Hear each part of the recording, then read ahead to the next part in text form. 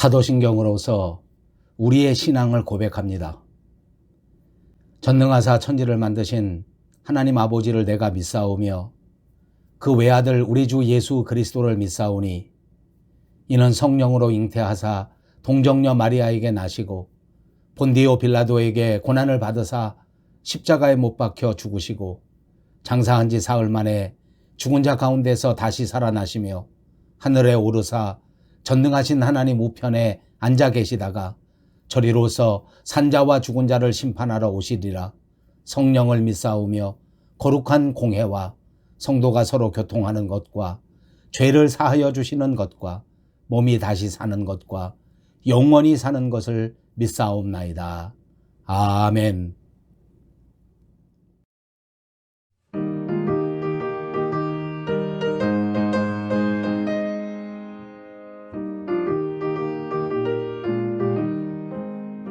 모든 죄악 길에서 목적 없는 양같이 모든 사람 길 찾아 헤맨다. 자비하신 하나님 독생자를 보내서 너를 지금 부르니 나오라. 이때라 주의 긍휼 받을 때가 이때라. 지금 주께 나와 겸손하게 아뢰라. 구원함을 얻으리.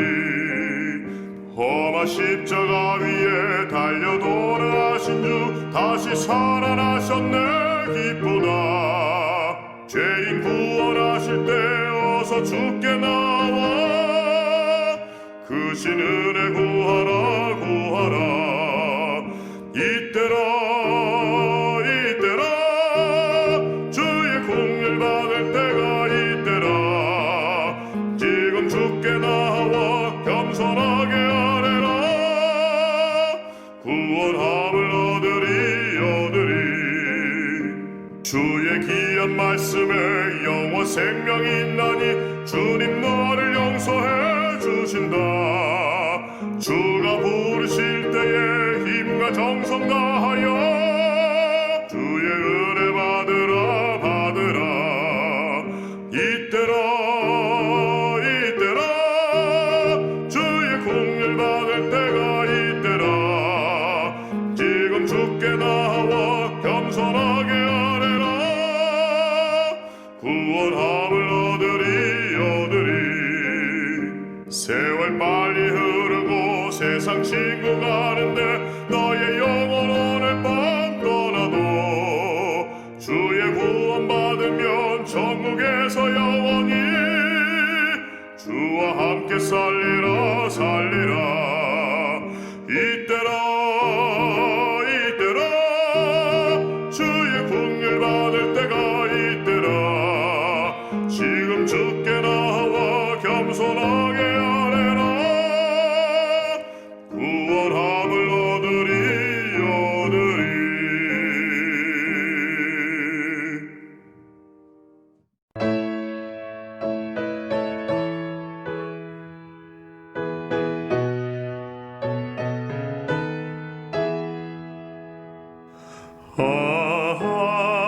하나님의 은혜로 있을 데 없는 자 왜 구속하여 주는지 난 알 수 없도다. 내가 믿고 또 의지함은 내 모든 형편하시는 주님 늘 보아주실 것을 나는 확실히 아네. 왜 내게 굳센 믿음과 또 복음 주셔서 내 맘이 항상 편한지 난 알 수 없도다. 내가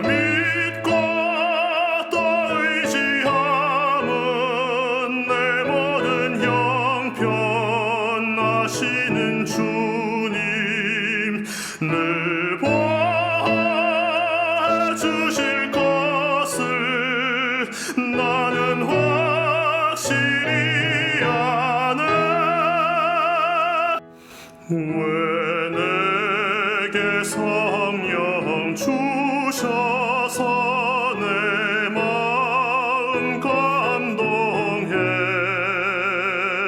주 예수 믿게 하는지 난 알 수 없도다. 내가 믿고 또 의지함은 내 모든 형편 아시는 주님. 늘 보아주실 것을 나는 확실히 아네. 주 언제 강림하실지 혹 밤에 혹 낮에 또 주님 만날 그곳도 난 알 수 없도다. 내가 믿고 또 의지함은 내 모든 형편 아시는 주님. 늘 보아주실 것을 나는 확실히 아네.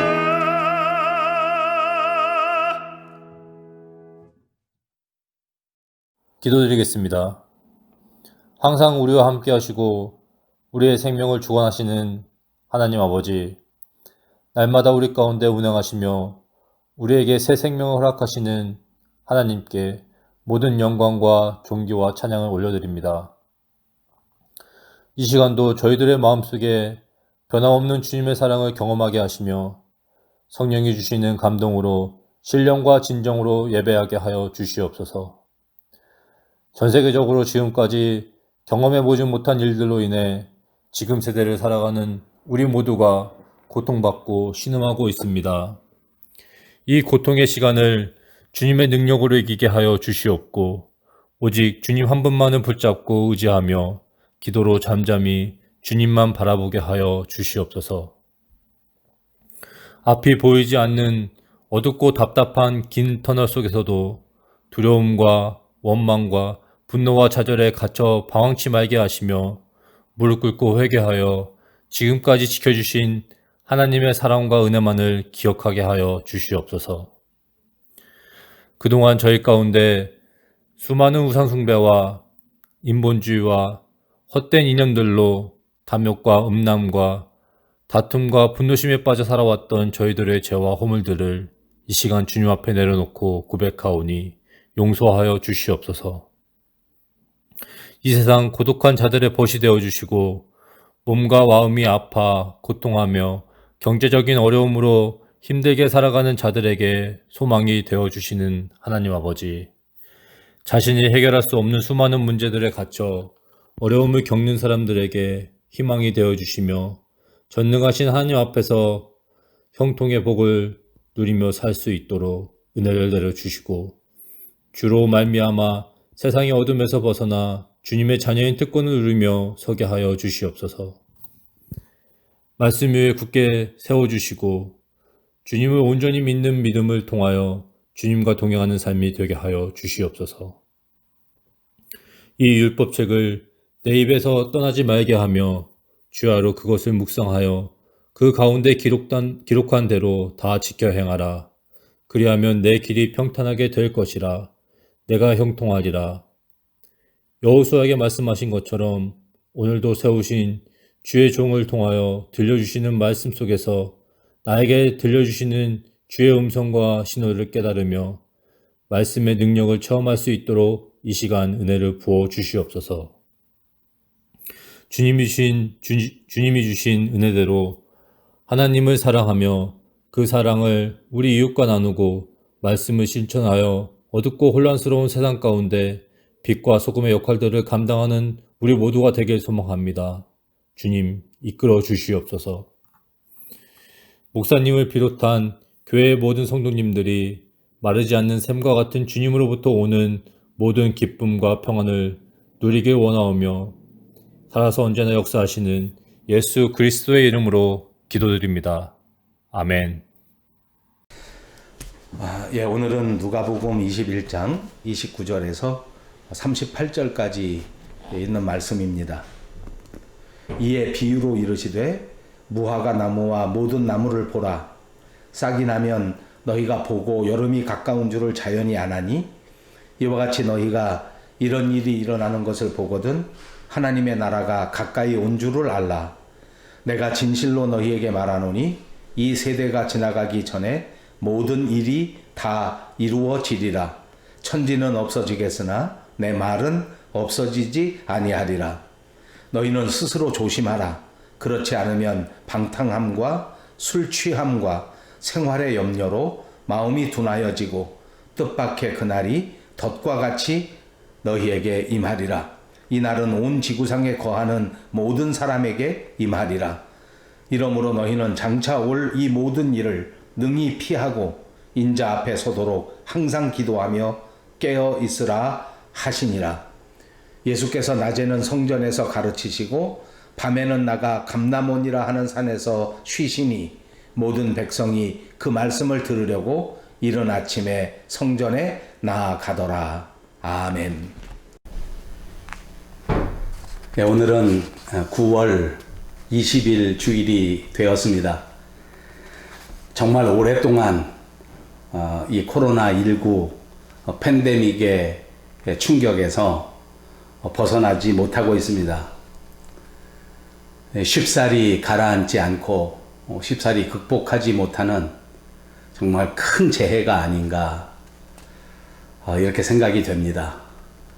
이것뿐만이 아니라 지난 주간 동안에는 미국에서 발생한 산불 때문에 그 먼지가 여기 밴쿠버까지 날라와서 그 미세먼지가 얼마나 심한지 세계에서 공기의 질이 가장 나쁜 도시가 된 적이 있었습니다. 깜짝 놀랄 일입니다. 저는 이런데 그렇게 예민하지 않아서 잘 몰랐었는데 이번에는 얼마나 이 공기의 질이 나빴던지 목이 칼칼하고 또 어느 시간이 좀 지나니까 목이 막 아프기 시작하고 눈도 뻑뻑해서 잘 떠지지 않고 나중에 심할 때는 코가 다 막 아프더라고요. 여러분 어떻게 지내시나요? 문도 열어놓지 못하고 가뜩이나 답답한데 더 답답한 날들을 지내셨을 것이라고 생각됩니다. 그런 상황에서도 어쨌든 뜨거운 여름이 지나가고 이제 선선한 가을이 왔습니다. 날씨가 바뀌고 계절이 바뀐 것은 누구든지 완연하게 느낄 수 있는 그런 계절입니다. 계절의 변화는 우리 사람들보다는 자연이 훨씬 더 먼저 알고 느끼는 것 같습니다. 길거리 지나가다 보면 벌써 주변의 나무들이 빨갛게 그리고 또 노랗게 단풍이 들었습니다. 하루빨리 이 전염병도 좀 가라앉고 하루빨리 이 산불 미세먼지도 다 가라앉아서 평온한 일상으로 돌아갈 수 있기만을 소망합니다. 그리고 우리 밴쿠버 용성교회 모든 성도님들이 이런 상황을 잘 극복하고 견디시는 지혜로운 그리스도인들이 되시기를 바랍니다. 반드시 안전하시고 건강하시고 또 행복하게 지내시기를 주님의 이름으로 축복합니다. 오늘은 누가복음 강해 92번째 시간이 되었습니다. 항상 기도하라 하는 말씀의 제목으로 은혜를 나누기를 바랍니다. 본문에 보면 무화과 나무가 등장하고 그리고 이제 봄이 다 지나가고 여름으로 계절이 변화되는 그런 순간이 등장하는 것입니다. 봄이 다 지나가고 뜨거운 여름이 시작되는 이 계절이 바뀌는 현상 가운데에서 말씀드린 것처럼 전조 현상이 있다는 것을 설명해 줍니다. 계절이 바뀔 때에도 미리 예감할 수 있는, 그리고 미리 느낄 수 있는 이런 현상들이 있는 것인데, 오늘을 살아가는 그리스도인들이 이제 곧 눈앞에 닥쳐진 예수 그리스도의 재림을 느낄 줄 알아야 되고 예감할 줄 알아야 된다는 교훈의 말씀인 줄로 믿습니다. 무화과 나무는 유대 사람들에게 아주 친숙한, 그야말로 주변에서 흔히 볼 수 있는 주변의 나무입니다. 모든 일에는 전조 현상이 있어서 그런 일이 일어나게 될 것이라고 하는 것을 알려주는 것입니다. 징조라고도 할 수 있고 예고편이라고도 할 수 있는 일입니다. 계절이 바뀔 때마다 이런 예고편이 있는 것이 분명합니다. 뿐만이 아니라 질병도 이런 전조 현상이 있습니다. 물론 한두 가지 병은 아무런 전조 현상이 없다가 어느 날 갑자기 심각한 타격을 주는 그런 질병도 없지는 않습니다만, 대부분의 질병들이 미리 전조 현상이 나타나는 것이라 그 말입니다. 자연재해 현상도 그렇습니다. 폭풍도 지진도 가만히 보면 전조 현상이 있습니다. 물론 조심하셔야 할 것은 이것이 미신이라든지 또는 이런 징크스라든지 하는 것과는 전혀 다른 것입니다. 오늘 본문에 예수님께서 우리에게 말씀하시는 것은 바로 신앙적인 예고편, 신앙적인 전조 현상을 말하는 것이기 때문에 이것은 분명히 영적인 사건이라고 하는 사실을 알고 계셔야 하겠습니다. 미신과도 다르고 하나님께서 미리 우리에게 예감으로 주시는 현상이라고 하는 사실을 깨달으셔서 하나님의 뜻대로, 하나님의 의대대로 이루어진다고 하는 사실을 아셔야 할 것입니다. 그렇다고 하면 이렇게 하나님께서 우리에게 보여주시는 영적인 전조 현상을 우리가 느껴야 하겠고 이걸 알아야 되겠는데, 어떻게 하면 이것을 민감하게 잘 알 수 있을까 하는 것이 오늘 본문이 우리에게 주시고자 하는 교훈의 말씀인 줄로 믿습니다. 먼저 정답을 말씀해 드리라고 한다면 첫째는 말씀입니다. 말씀을 읽어야 합니다. 말씀 가운데 이와 같은 예고를 알 수 있게 되고, 말씀을 읽는 가운데 이와 같은 전조 현상을 느낄 수 있기 때문입니다. 말씀 속에 깊이 들어가십시오. 하나님의 깊은 사랑을 느끼게 될 줄로 믿습니다. 다시 말씀으로 돌아오십시오. 하나님께서 여러분 곁에서 여러분을 지켜주시는 따뜻한 사랑을 느끼게 될 줄로 믿습니다. 또 다른 방법이 하나 있는데, 그것이 오늘 말씀에 제목으로 붙여드린 것처럼 깨어서 항상 기도하는 일인 줄로 믿습니다. 본문 29절에서 31절로 들어가겠습니다. 이에 비유로 이르시되 무화과 나무와 모든 나무를 보라. 싹이 나면 너희가 보고 여름이 가까운 줄을 자연히 아나니, 이와 같이 너희가 이런 일이 일어나는 것을 보거든 하나님의 나라가 가까이 온 줄을 알라. 예, 우리가 날씨가 살살해지고 날씨가 추워진다고 하는 것을 보게 되면 겨울이 다가오게 됐다고 하는 사실을 알 수 있는 것입니다. 예수님이 예언해 주신 말씀이 우리 가운데서 이루어지게 된다고 하면 예수님이 약속하신 재림의 사건이 우리에게 가까워졌다고 하는 것을 알아야 된다는 말씀인 것입니다.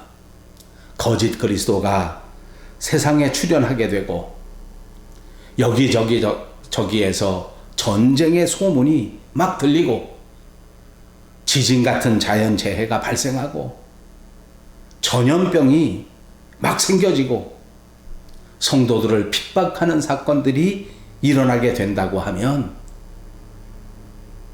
예수님의 재림이 가까워졌다고 하는 사실을 알아야 된다는 것입니다.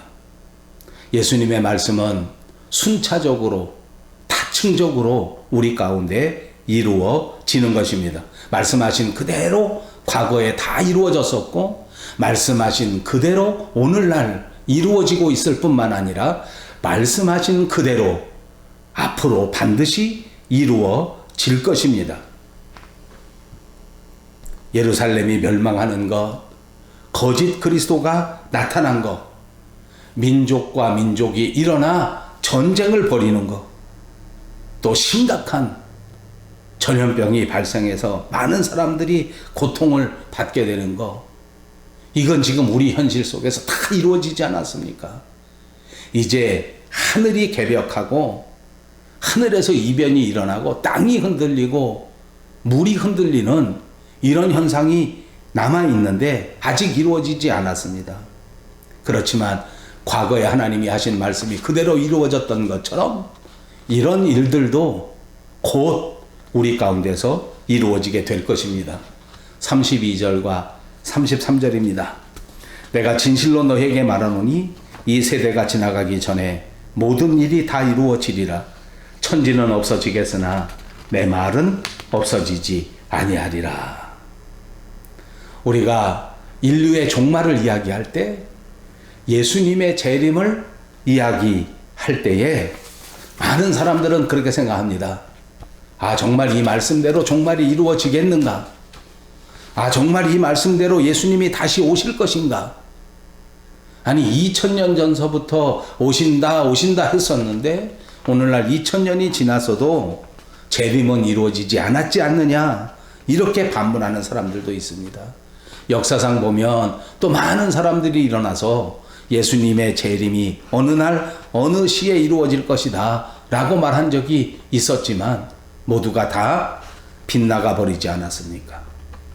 그러나 사랑하는 여러분, 예수님께서 하신 이 모든 예언의 말씀들은 반드시 이 세대가 다 가기 전에 이루어질 것이라고 하는 사실을 믿으시기를 바랍니다. 예수님의 말씀은 다 순차적으로 이루어져 왔습니다. 예루살렘의 멸망이 바로 그 시대에 약속하신 그대로 말씀하신 그대로 이루어졌던 것 아닙니까? 거짓 그리스도들이 여기저기서 출현합니다. 그리고 그들이 말도 되지 않는 거짓 예언들을 우리에게 말합니다. 사방에서 전쟁이 일어나지 않습니까? 사방에서 기근의 소식이 벌어지지 않습니까? 여기저기서 땅이 갈라지는 지진의 소식이 들리지 않습니까? 오늘 우리가 누구보다도 더 심각하게 체험하는 것은 원인도 알지 못하고 치료약도 개발하지 못한 이 전염병이 전 세계에 퍼지지 않았습니까? 성도들이 핍박을 받는 일이 벌어지지 않습니까? 다 이루어진 것입니다. 신약성경 마태복음과 마가복음에 보니까 이제 마지막 때가 되면 모든 민족에게 복음이 전파되는 역사가 있다. 다시 말하면 땅끝까지 하나님의 말씀 복음이 전파될 때에 비로소 종말이 다가오게 된다 하는 것을 말씀하셨습니다. 지금까지 종말이 되지 않은 것은 모든 민족에게 하나님의 복음이 전파되지 않았기 때문에 끝이 오지 않은 것이다, 이렇게 설명한 것입니다. 가만히 살펴보십시다. 이제 세계의 방방곡곡에 그야말로 땅끝까지 복음이 세계적으로 전파되고 있습니다. 끝을 향해서 거의 마지막까지 왔다고 생각합니다. 예수님은 우리에게 말씀하실 때에 천지는 없어지겠으니와 하나님의 말씀은 없어지지 않는다고 약속해 주셨습니다. 말씀 그대로 이루시는 분이 바로 예수님이신 줄로 믿습니다. 예수님은 말씀으로 천지를 창조하셨습니다. 말씀으로 예수님이 재림하실 것이라고 예언하셨더랬습니다. 예수님이 오신다고 예언하고 그리고 2000년이 지났지만 아직 예수님이 오시지 않았습니다. 그래서 사람들은 기다리다가 지쳤습니다. 이제는 다시 예수님이 오신다고 해도 기대도 하지 않고 기다리지도 않고 다 실망해서 아무 생각 없이 살고 있습니다. 여러분, 역사를 보십시오. 예수님이 처음 오셨을 그 초림의 사건 때에도 똑같았습니다. 인류의 구세주가 오신다고는 했지만 사람들은 예수님이 오신다고 하는 것이 예언되어 있음에도 불구하고 기대하지 않았습니다. 땅만 쳐다보고 살았습니다. 세상만 쳐다보고 살았습니다. 점점 세상이 어두워지고 신약과 구약의 그 암흑의 시대, 중간기, 선지자들도 일을 하지 않고 사역자들도 일을 하지 않고 아무런 역사가 이루어지지 않는 그 암흑과 같은 그 중간기 400년 가운데에 예수님께서 이 땅에 약속하신 그대로 초림하셨더랬습니다. 그때 오셨습니다. 가장 어두운 암흑 가운데 예수님이 찾아오셨던 그것처럼 똑같이 마찬가지로 약속하신 그대로 이 마지막 때에 예수님께서는 재림하실 것입니다. 반드시 말씀하신 그대로 재림하실 줄로 믿습니다. 이제 우리는 이 말씀에서 약속해 주신 그대로 예수님의 재림을 믿어야 합니다. 예수님의 재림을 마음속에 간직하고 굳건하게 믿어야 합니다. 여러분, 예수님이 다시 오실 것을 믿는다면 오늘 우리는 무엇을 해야 하겠습니까? 예수님 만날 준비를 해야 되지 않겠습니까? 재림하실 주님 만날 준비를 어떻게 하면 되는 것일까? 오늘 본문이 우리에게 가르쳐 줍니다. 34절과 35절입니다. 너희는 스스로 조심하라. 그렇지 않으면 방탕함과 술 취함과 생활의 염려로 마음이 둔하여지고 뜻밖의 그날이 덫과 같이 너희에게 임하리라. 이 날은 온 지구상에 거하는 모든 사람에게 임하리라. 이 날은 이 지구상에 거하는 모든 사람들에게 임하게 된다. 누구도 피할 수 없는 바로 그날이다. 그러므로 여러분, 우리들 모두는 스스로 조심해야 될 줄로 믿습니다.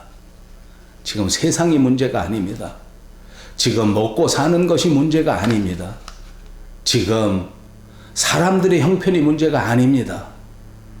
예수님이 다시 오시는 그날, 예수님이 재림하신다고 하는 그날이 곧 다가오게 될 터인데, 우리를 향하신, 나를 향하신 하나님의 뜻이 무엇인가를 분별하고 그것을 준비하는 것이 너무너무 중요합니다. 그러므로 우리는 스스로 조심해야 합니다. 어려울수록 조심해야 합니다. 힘들수록 조심해야 됩니다. 외로울수록 조심해야 될 줄로 믿습니다. 얼마 전에 어느 목사님이 저에게 이런 글을 카톡으로 보내주었습니다. SNS 에티켓이라고 하는 제목으로 보내주신 것인데, 이거는 국민일보에서 소개된 이야기라고 합니다. 진용훈이라고 하는 익산 삼일교회 목사님이 자기 페이스북에다가 이 코로나19 시대에 좀 조심하는 목회자의 모습을 보이는 것이 좋겠다 해서 지금 이 어려운 시기에 반드시 지켜야 할 에티켓에 대한 것을 이렇게 설명한 글입니다. 먹방이나 음식 사진을 금지하자. 먹지 말라는 것이 아니다. 이렇게 힘겨운 시대 목회자들이 먼저 주의를 살피는 것이 필요하다. 여행 사진도 금지하십시다. 여행을 가지 말라는 것이 아니다. 예배가 줄어들었는데 시간이 많아서 여행 다니는구나 라고 보일까봐 조심해야 되지 않겠느냐. 단체 사진도 금지하자. 거리를 유지하고 마스크를 쓰고 방역에 적극적으로 협조하는 모습을 보이는 것이 아니라면 그런 사진도 올리는 것이 조심스럽다. 대면 모임 사진도 금지하자. 사람 만난 것도 거리 유지를 제대로 하지 못했다면 올리지 않는 것이 좋겠다. 성도들은 하루하루가 힘들게 살아가는데 직장도 어렵고 사업도 어렵고 건강도 어려운데 이럴 때일수록 남을 배려하는 조심스러운 자세가 필요한 것 아니냐. 평소에 알고 지내던 어느 한 권사님이 이 목사님에게 그렇게 말했다는 것 아닙니까? 저는 SNS, 페이스북을 보면서 너무 큰 상처를 받습니다. 우리 모두 정말 힘들게 전전긍긍하면서 식구들 모두가 정말 살얼음판처럼 그렇게 살고 있는데 페이스북에 보면 목사님들은 여전히 웃고 떠들고 먹고 여행 다니고 그것이 오히려 보기 좋지 않더라. 그러나 사실 목회자로서 이렇게 힘든 시기라고 해도 사람을 만나는 기회가 있기 때문에 만나게 되고 또 만나면 음식을 나누는 것이 어떤 면에서는 자연스러운 일 아닙니까? 먹고 또 차도 마시고 그야말로 일상생활이죠. 그런데 이제 이런 것들이 혹시 다른 사람들에게 알려질 때 이거는 좀 조심하는 게 좋겠다. 왜냐하면 다른 사람들의 상처가 되기 때문에. 어디 이것뿐이겠습니까? 그리스도인으로 살아가는 삶에서는 말도 조심해야 합니다. 나는 그냥 무심코 하는 말이고 나는 그냥 내 인생관대로 하는 말인데 그것이 형제의 가슴을 아프게 하고 그것이 자녀의 마음, 자매의 마음에 상처를 준다고 하면 그것도 조심해야 되지 않겠는가? 어떨 때에는 말보다도 침묵이 더 강력한 힘을 발휘할 때가 있는 것 같습니다. 저는 요즘 코로나19를 맞은 이 시대 속에서는 정말 말이 너무 많은 시대가 아닌가. 너도 나도 그냥 여과 없이 말을 뱉어냄으로써 그 정죄되지 않은 말 때문에 정말 많은 문제를 일으키고 많은 상처를 주는 시대다라고 생각됩니다. 이럴 때일수록 말에 조심할 수 있는 저와 여러분들이 꼭 되시기를 바랍니다. 미국 대통령 오바마 대통령 때 있었던 유명한 일화가 하나 있었습니다.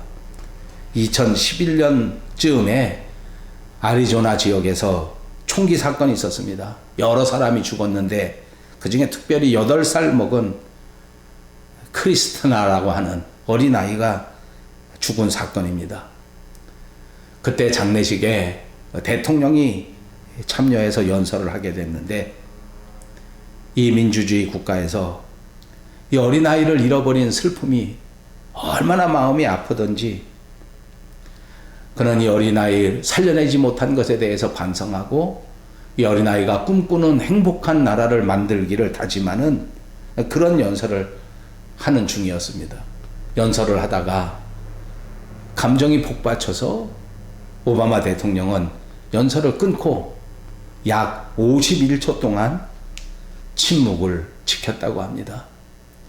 51초 동안이나 말을 잇지 못하고 그 다음에 다시 어금니를 깨물면서 연설을 계속했습니다. 이런저런 말 때문에도 많은 사람이 감동을 받았지만 이 51초의 침묵이야말로 더 많은 감동, 더 많은 느낌을 사람들에게 주었단 말입니다. 여러분 살다 보니 미움도 표현하지 않고 속으로 삼킬 줄 아는 것이 진정한 리더의 모습입니다.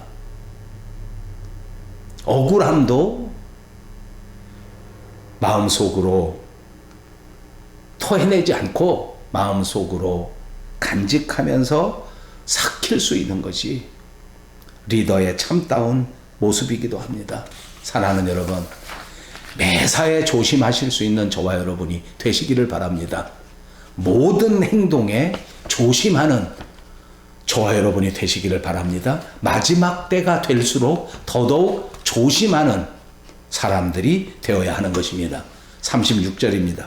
이러므로 너희는 장차 올 이 모든 일을 능히 피하고 인자 앞에 서도록 항상 기도하며 깨어있으라 하시니라. 무엇보다도 이 모든 환난을 다 지나고 그리고 하나님 앞에 떳떳하게 설 수 있도록 항상 깨어서 기도해야 한다고 말씀하십니다. 성령의 충만함을 받고 성령의 기름을 가득 채워서 예수 그리스도 앞에 불을 밝히면서 그렇게 기도로서 그날을 기다려야 한다는 말씀인 줄로 믿습니다. 우리가 깨어 있으면 이 모든 환난을 극복할 수 있다고 말씀하시는 것입니다. 깨어서 기도하면 이 모든 일들을 다 이겨낼 수 있다는 말씀인 줄로 믿습니다. 우리가 반드시 깨어서 기도함으로써 이 코로나19 팬데믹도 이길 줄로 믿습니다. 깨어서 기도함으로써 이 미세먼지 자연재해의 모든 현상들도 극복할 수 있게 될 줄로 믿습니다. 여러분, 만약 우리가 기도하지 못한다면, 깨어있지 않으면 어떻게 되는지 아십니까? 방탕하게 됩니다. 술 취하게 됩니다. 세상 염려 때문에 깊이 빠집니다. 이제는 삶을 포기하고 육신의 쾌락만을 쫓는 음란한 생활을 탐구하게 될 것입니다. 정신이 몽롱해져 버립니다. 여러분 다 아시지요? 우리 조국 대한민국은 전 세계에서 알코올 소비량 제1위의 국가라고 합니다. 요즘은 젊은이들도 얼마나 알코올에 많이 빠져 있는지, 요즘은 여성들도 얼마나 알코올 중독이 되어버렸는지, 이대로 가다가는 온 국민이 정신이 몽롱해지고 방탕해지고 소망 없는 삶을 살게 될 것입니다. 깨어 기도하는 자만이 역사를 극복하고 삶에서 승리하게 된다고 하는 사실을 기억하시기를 바랍니다.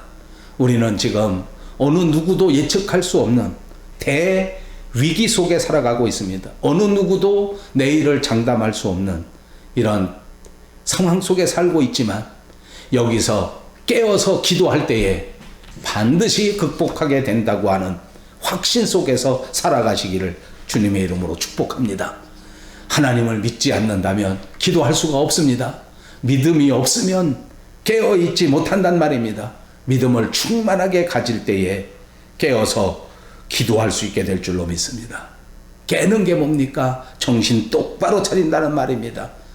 허리를 바짝 동이라는 뜻이 있는 것입니다. 긴장의 끈을 놓지 말라는 뜻이라고 생각합니다. 진짜 저와 여러분이 처한 오늘의 현실은 무서운 세상입니다. 예수님도 겟세마네 동산에서 제자들에게 말씀하실 때에 시험에 들지 않도록 깨어서 기도해라. 이런 어려운 환경 속에서 환경에 빠지지 않도록, 절망에 빠지지 않도록 기도하라는 것입니다. 그때 겟세마네 동산에 따라갔던 제자들이 예수님의 말씀을 듣고 졸지 않고 진짜로 말씀 그대로 깨어서 기도했다면 그럼 어떻게 됐을까요? 오늘의 역사는 완전히 달라졌을지도 모릅니다. 사랑하는 여러분, 오늘 나를 내려놓고 하나님 앞에 무릎 꿇고 깨어서 기도하시기를 바랍니다. 그럴 때 하나님께서는 하늘 문을 활짝 여시고 우리의 기도에 응답해 주실 줄로 믿습니다. 37절과 38절입니다. 예수께서 낮에는 성전에서 가르치시고 밤에는 나가 감람원이라 하는 산에서 쉬시니 모든 백성이 그 말씀을 들으려고 이른 아침에 성전에 나아가더라. 예수님은 십자가와 부활, 그리고 승천, 그리고 재림을 앞두고 계십니다. 예수님은 이런 큰 일을 앞두시고도 성전에서 말씀을 가르치셨습니다. 그리고 밤에는 감람산에 가셔서 쉬시면서 또 기도하셨습니다. 예수님의 재림의 준비는 바로 이런 것입니다. 여러분, 예수님 만나는 준비하는 것은 그거는 무슨 어디 특별한 장소에 가서 어디 특별한 기도원에 가서 이렇게 하는 것만이 아닙니다. 교회당 빌딩에 가서 예배드리는 것만이 아닐 것입니다.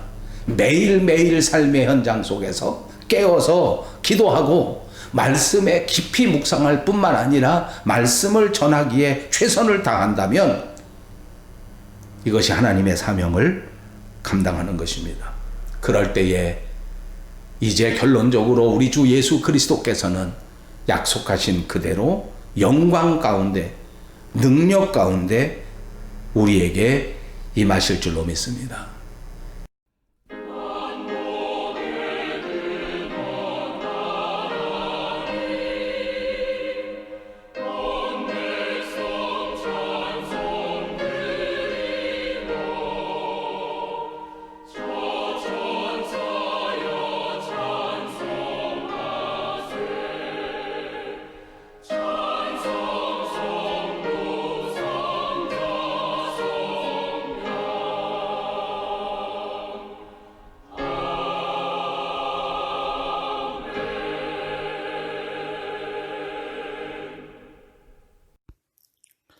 지금은 우리 주 예수 그리스도의 은혜와 하나님 아버지의 극진하신 사랑과 성령님의 감동, 감화, 그리고 충만케 하시는 역사가 오늘 다시 오실 예수 그리스도를 바라보면서 이 땅 위에 살아가는 동안 스스로 조심하며 항상 깨어 기도하기를 다짐하는 귀한 권속들 머리머리 위에와 사랑하는 우리 밴쿠버 용송교회 위에 그리고 온 누리 위에 이제로부터 영원토록 함께 계실지어다. 아멘.